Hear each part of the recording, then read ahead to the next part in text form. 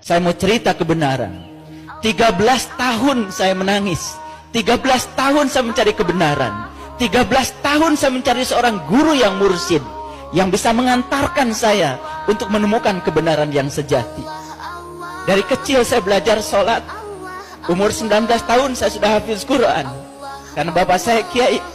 Semakin saya membaca Quran, semakin dalam membaca Quran, saya semakin tidak bisa tidur. Semakin gelisah batin ini. Katanya Allah ada bersama dengan kita, lebih dekat kepada kita daripada urut leher kita. Tapi kita belum bisa membuktikannya. Katanya Allah bersama dengan kita, tapi sholat saya selama itu tidak pernah bisa khusyuk. Rakaat demi rakaat dilakukan, tetapi apa yang saya ingat, apa yang saya sembah, saya tidak mengerti. Saya membaca Quran surat Al-Ma'un. Ara'aital ladzi yukadzibu biddin. Celakalah para pendusta agama.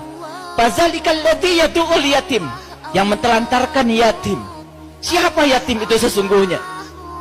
Dari kehidupan kita sehari-hari kita tahu yang namanya yatim adalah mereka yang tak beribu, yang tak berbapa.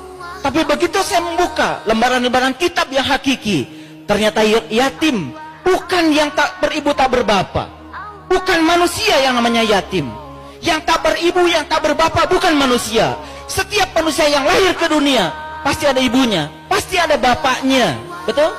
Cuman ada yang sudah meninggal, ada yang masih hidup. Siapa yatim itu sesungguhnya?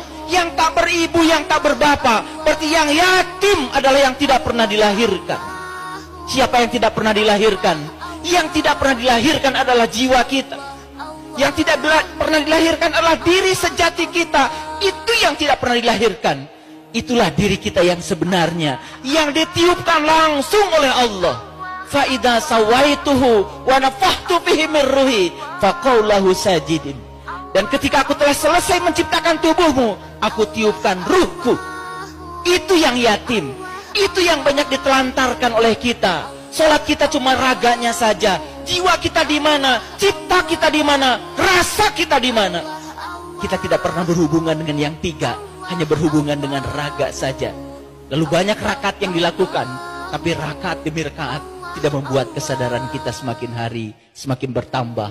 Tetap sakit hati kalau diomongin orang, tetap marah ketika orang marah kepada kita, tetap reaktif kepada situasi yang tidak kita inginkan, tidak pernah nyaman dalam kontradiksi. Kalau kita nyaman ketika kita mendapatkan yang kita ingin, itu biasa.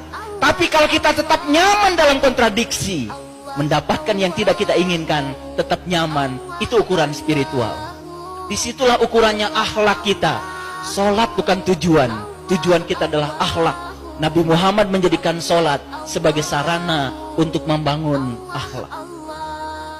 Saya bertemu dengan seorang guru yang mursyid, yang bisa mengajarkan cara meniti ke dalam diri, menemukan siapa diri saya, siapa Tuhan saya.